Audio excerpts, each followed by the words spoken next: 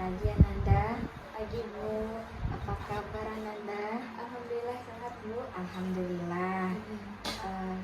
Sebelumnya Ibu mengucapkan terima kasih kepada Ananda karena Ananda telah datang ke ruangan konseling individu kita pada hari ini.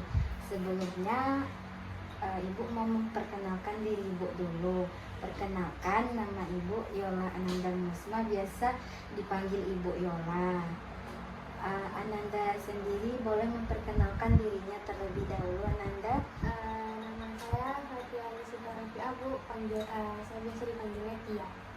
Oke, Fatia ya.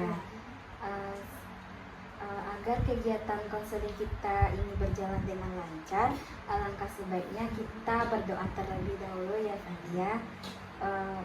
Doanya akan Ibu pimpin. Berdoa dimulai. Berdoa selesai.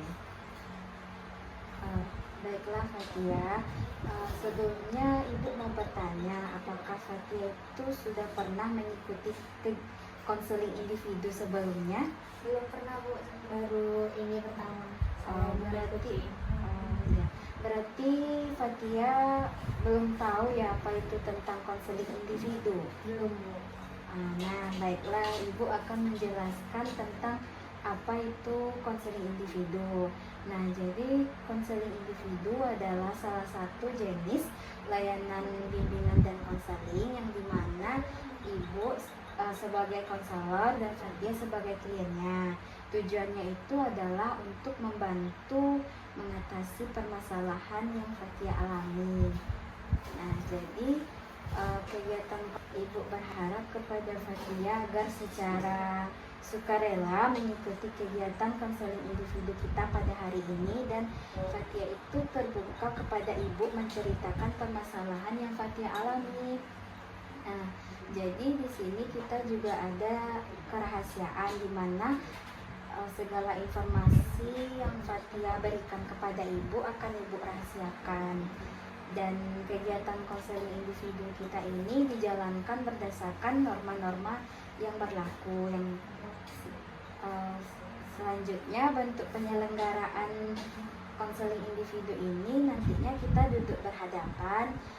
Nanti Fatia menceritakan masalah Fatia dan Ibu akan bertanya terkait permasalahan Fatia tersebut. Sampai di sini, apakah Fatia sudah paham penjelasan dari Ibu? Paham Bu. Baik. Apakah Fatia sudah siap mengikuti konseling individu ini bersama dengan Ibu? Siap Bu. Nah, jadi boleh apa nih yang menjadi permasalahan Fatia pada saat ini? Jadi Bu, kan di perkuliahan saya ini kan banyak yang tugas-tugas kelompok gitu kan Bu. Jadi di salah satu mata kuliah saya ini ada teman kelompok saya ini dia kurang ikut berkontribusi dalam mengerjakan tugas kelompok Bu. Oke. Jadi maksudnya ada nih temannya yang kurang kerjasama lah atau tidak kontribusi dalam mengerjakan tugas. Apa penyebabnya teman tersebut tidak ikut berkontribusi dalam mengerjakan tugas kelompok tersebut? Gak tahu Bu, cuman kan udah kami ajak gitu kan Bu di dalam grup ini. Cuman dianya itu diam aja Bu, tidak ada menunjukkan diri atau memberikan pendapat di grup tersebut. Sedangkan kami teman-teman yang lain sudah berdiskusi di grup tersebut, tapi dia nggak ada gitu Bu. Oke, jadi teman ini sudah diajak ya untuk berkontribusinya. Lalu apa respon dari teman yang tidak mau berkontribusi ini setelah Fatia ajak dia gitu? Waktu kami ajak itu dia diam aja kan Bu, terus cuman kami yang anggota yang lain aja yang buat untuk tugas kelompoknya. Pas udah selesai tugas kelompoknya, dia baru bilang karena kemarin itu dia nggak sempet karena ada acara keluarga dia gitu, makanya dia nggak bisa untuk ikut dalam kerja sama kami. Menurut Fatia nih, apa cara agar dia itu mau ikut berkontribusi dalam mengerjakan tugas kelompok tersebut? Awalnya kemarin itu udah kami ini kan Bu, udah kami kasih bagi tugas sama Rata untuk dia juga. Cuman kayaknya beberapa kali dia tetap kayak tidak ikut gitu Bu. Jadi kami nggak tahu harus gimana lagi untuk ngajak dia supaya kerja kelompok Bu. Jadi Bu, gimana cara kami supaya bisa untuk ngajak dia supaya dia tuh mau untuk kerja sama dalam kelompok ini gitu Bu. Nah, jadi menurut ibu itu Fatia itu harus mengajak dia dengan memilih waktu dan tempat gitu untuk ngobrol sama dia gitu. Lalu Fatia itu ngajak dia itu dengan bahasa yang sopan. Terus Fatia itu pelan-pelan aja kayak berdiskusi sama dia agar dia itu mau mengerjakan tugas dalam kelompok. Setelah solusinya itu nanti Fatia ajak dia untuk kerjasama dan ulang lagi pembagian tugas kelompok tersebut. Begitu menurut Ibu Fatia. Waktu pas presentasi kan udah kami bagi ulang lagi tugas kelompok yang kami buat. Cuman dia munculnya pas presentasinya aja, pas lagi diskusinya enggak. Baiklah Fatia, jadi apa permasalahan Fatia pada saat ini yang mengganggu Fatia? Jadi kan tugas kuliah kami kan lumayan banyak yang berkelompokan Bu. Iya. Jadi ada di salah satu mata kuliah kami anggota kelompoknya dia nggak ikut dalam diskusi kami gitu. Oke, nah jadi dapat Ibu simpulkan ada teman yang tidak ikut berkontribusi dalam mengerjakan tugas. Apa yang menyebabkan dia itu tidak mau ikut dalam berkontribusi dalam mengerjakan tugas kelompok tersebut Fatia? Kurang tahu juga Bu, cuman padahal di grup itu sudah kami ajak kan Bu untuk kerja kelompok untuk diskusi bareng. Cuman dia nggak ada ikut nimbrung di situ. Oke. Apa cara Fatia mengajaknya agar dia itu mau berkontribusi dalam mengerjakan tugas tersebut? Awalnya udah kami bagi tugas kan Bu. Sama ketua kelompoknya udah dibagi tugas sama Rata untuk semuanya. Kami yang lain sudah mengirimkan hasil diskusi kami, sedangkan dia nggak ada memberikan hasil diskusi yang di bagian tugas dia. Jadi kami juga bingung Bu, kenapa dia tidak ikut dalam kontribusi diskusi kelompok itu. Lalu apa perasaan Fatia nih teman tersebut tidak ikut berkontribusi dalam mengerjakan tugas kelompok itu? Kalau perasaan Fatia sendiri kesal Bu, karena kami yang lainnya sudah diskusi sementara dia tidak ikut juga dalam diskusi tersebut gitu. Jadi kami ya, dengan yang lainnya juga harus menunggu tugas dia gitu. Lalu pada saat presentasi apakah dia datang? Ada Bu. Lalu apa tindakan Fatia ke dosen saat mengetahui dia itu tidak mengerjakan tugas kelompok? Apa yang Fatia bicarakan kepada dosen? Awalnya belum ada bilang ke dosen, soalnya baru pertama kan Bu. Jadi mikirnya mungkin pas diskusi ke depannya dia ikut juga, tapi ternyata tidak juga sama Bu, dia tidak ikut dalam diskusi. Jadi kami pun bingung untuk menghadapi ini seperti apa lagi gitu Bu. Oke. Pada mata kuliah apa saja dia itu tidak berkontribusi dalam mengerjakan tugas kelompok? Kalau yang barengan sama kami cuma mata kuliah Pancasila sih Bu. Oke. Jadi mata kuliahnya Pancasila. Lalu apa tindakan Fatia itu ke dia agar dia itu semangat atau mau lah gitu untuk ikut mengerjakan tugas kelompok?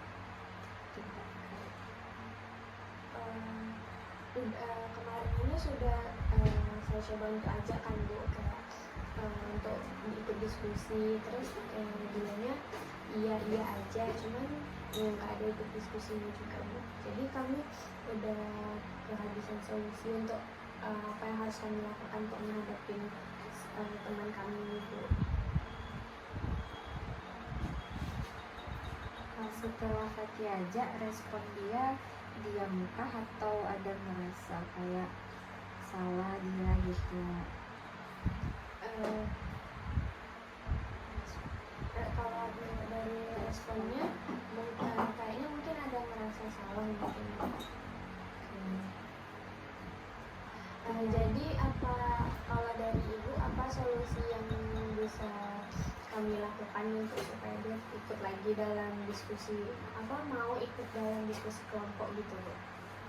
Kalau menurut Ibu, Fatia itu membicarakan dengan teman tersebut, ajak dipilih waktu dan tempat di mana mau bertemu dengan dia, lalu Fatia sampaikan kepada dia dengan bahasa yang sopan dan tidak menyinggung dia. Terus Fatia ajak dia untuk kerjasama lagi, semangati dia, support dia agar mau ikut berkontribusi dalam mengerjakan tugas kelompok. Dan menurut Ibu, Fatia itu harus diulang lagi dalam pembagian tugasnya gitu, menurut Ibu.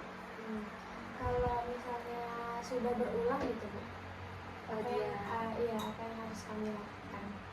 Menurut Ibu, kalau dia sudah berulang kali tidak berkontribusi dalam mengerjakan tugas tersebut, maka sebaiknya Fatia itu membicarakan kepada dosen gitu kan, karena kan dia kan nggak ada tuh ikut dalam mengerjakan seperti tugas makalah. Nah, jadi sebaiknya Fatia membicarakan dengan teman-teman dan membicarakan juga kepada dosen gitu, menurut Ibu gitu. Pada saat Ibu kuliah dulu, apakah Ibu juga pernah mengalami hal seperti saya dan teman-teman saya Bu? Baik, Ibu pernah mengalami hal yang sama dengan Fatia pada saat kuliah. Nah, pada saat itu Ibu kuliah, mata kuliahnya ini pendidikan agama Islam gitu kan. Jadi anggota kelompok Ibu ini berlima, dan ada teman Ibu ini yang tidak mau dalam berkontribusi mengerjakan tugas kelompok tersebut. Akan tetapi Ibu itu sudah berusaha mengajaknya agar dia itu mau untuk berkontribusi mengerjakan makalah kelompok gitu kan. Setelah itu Ibu usaha bersama teman-teman Ibu ngecek dia, terus ketemu sama dia, bicarakan tentang tugas kelompok itu, dan akhirnya dia itu mau gitu dalam berkontribusi mengerjakan tugas tersebut. Itu pengalaman pribadi Ibu. Nanti apakah kami juga harus menemui dia secara langsung untuk ngomong gitu Bu? Menurut Ibu iya, alangkah sebaiknya Fatia harus bertemu dengan dia, lalu bicarakan baik-baik dengan dia gitu. Nanti dukunglah dia gitu. Kalau dia ada terkendala dalam berkontribusi mengerjakan tugas tersebut, maka pilih di hari yang lain gitu. Misalnya dia ada waktu dengan keluarganya, ada kegiatan lain gitu, maka sebaiknya pilih lagi hari berikutnya untuk berdiskusi tentang mengerjakan tugas kelompok tersebut. Jadi Bu, gimana saya harus bersikap dalam menghadapi si teman saya ini, karena awalnya kan saya sudah kesal atau marah gitu kan Bu, karena dia tidak ikut dalam diskusi. Jadi bagaimana sikap saya selanjutnya untuk menghadapi teman saya ini Bu? Nah, baiklah Fatia, coba Fatia lakukan agar Fatia itu bertemu secara langsung dengan dia, membicarakan terkait tugas makalah kelompok tersebut. Lalu menurut Ibu, Fatia itu mengajak dia gitu untuk bisa berkontribusi dalam mengerjakan tugas kelompok.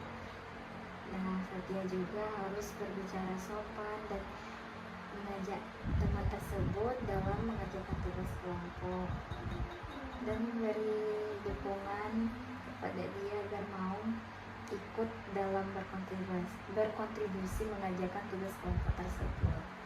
Baiklah Fatia, sikap seperti apa yang Fatia inginkan dari teman tersebut? Sikap dari seorang tersebut, Fatia tuh pengennya dia tuh sering ikut diskusi gitu Bu. Kami juga udah mempermudahkan diskusi kami lewat grup WA. Jadi kami pengennya dia itu aktif di diskusi itu, di grup itu gitu Bu. Kalau misalnya dia sibuk, dia bisa bilang ke kami juga sama yang lain kalau mungkin dia ikut diskusinya mungkin jamnya agak telat gitu karena dia mungkin lagi sibuk dengan tugas yang lain gitu. Kami pengennya dia aktif aja gitu Bu, ikut diskusi kami gitu. Oke, berarti Fatia menginginkan teman tersebut untuk aktif ya, berkontribusi dalam mengerjakan tugas kelompok tersebut. Nah, jadi apa dampaknya jika teman Fatia ini tidak berkontribusi dalam mengerjakan tugas kelompok tersebut? Dampak terhadap tugas kelompok itu bagaimana? Menurut Fatia nih, apa dampaknya jika teman tersebut sering-sering tidak ikut mengerjakan tugas kelompok itu Fatia? Dampaknya Bu, kami jadi susah dalam mengerjakan tugas tersebut Bu, karena kan tugasnya ini banyak, jadi kami sudah pembagian tugasnya sudah pas untuk berlima orang, berlima orang Bu. Jadi karena dia sering tidak ikut, jadi kami jadi keteteran karena kami juga harus mendalami materi yang seharusnya jadi tugas dia Bu. Padahal harusnya itu jadi tugas dia, tapi saya dan teman-teman yang lain harus ikut, jadinya harus ikut mencari tugas yang di bagian dia gitu Bu. Oke, berarti dampaknya itu Fatia keteteran nih dalam membuat tugas kelompok tersebut. Baiklah Fatia, Ibu membuat baiklah Fatia. Fatia itu berdiskusi kelompok itu bertemu dengan teman-teman itu secara langsung atau berdiskusinya lewat WhatsApp aja? Kami selalu diskusi lewat WhatsApp aja Bu. Baiklah Fatia, menurut Fatia dalam berkontribusi kelompok itu Fatia itu lebih nyaman bertemu teman-teman secara langsung atau lewat grup WhatsApp aja? Kalau menurut Fatia Bu, lebih nyaman untuk bertemu secara langsung karena bisa langsung bertukar pendapat dari hasil diskusinya gitu Bu. Oke, berarti Fatia lebih menyukai bertemu secara langsung ya? Iya Bu. Menurut Fatia, apa solusi agar teman itu bersedia untuk mengikuti diskusi kelompok? Mungkin pembagian tugasnya mungkin lebih tegas lagi Bu, dalam pembagian tugasnya lebih tegas lagi. Terus mungkin kalau tetap dia tidak ikut juga dalam diskusi, mungkin kami nggak mencantumkan nama dia lagi di kelompok kami gitu. Baiklah, berarti solusinya Fatia harus lebih tegas lagi ya dalam membicarakan ke dia tentang tugas kelompok tersebut. Kalau menurut Ibu, solusi dari Ibu apa yang harus kami lakukan gitu? Kalau menurut Ibu, Fatia itu perlu mengajak teman itu bertemu secara langsung, membicarakan kegiatan diskusi kelompok tersebut. Fatia secara sopan mengajaknya dengan bahasa yang sopan untuk mengajak dia berkontribusi dalam mengerjakan tugas tersebut. Menurut Ibu, Fatia itu harus mengajak dia dan mengulang lagi pembagian tugasnya. Itu menurut Ibu. Baiklah, kesimpulannya. Baiklah, dari pembicaraan kita ini dapat Ibu simpulkan bahwa Fatia itu ada temannya yang tidak berkontribusi dalam mengerjakan tugas kelompok. Jadi dampaknya tugas kelompok tersebut akan sulit dalam mengerjakannya karena akan kekurangan bantuan teman dalam mengerjakan tugas kelompok tersebut.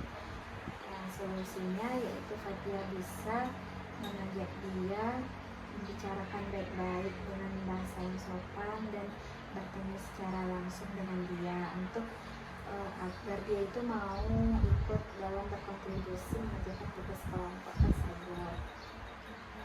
Baiklah Fatia, setelah mengikuti kegiatan konseling individu ini, bagaimana perasaan Fatia setelah mengikuti kegiatan konseling ini Fatia?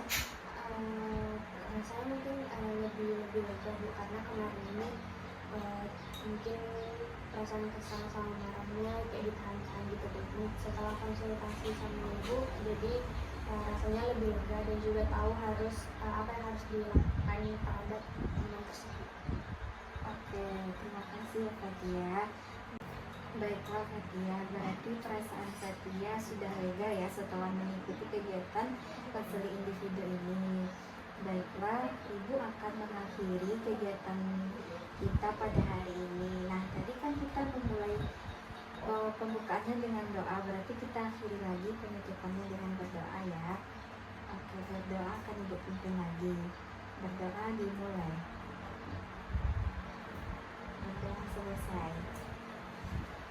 Baiklah Fatia, Fatia jangan ragu-ragu lagi. Jika ada permasalahan lagi, boleh Fatia temui lagi Ibu untuk konseling individu dengan Ibu. Baiklah Fatia, Ibu akhiri. Assalamualaikum warahmatullahi wabarakatuh. Waalaikumsalam warahmatullahi wabarakatuh. Terima kasih Ibu. Ya, sama-sama Fatia.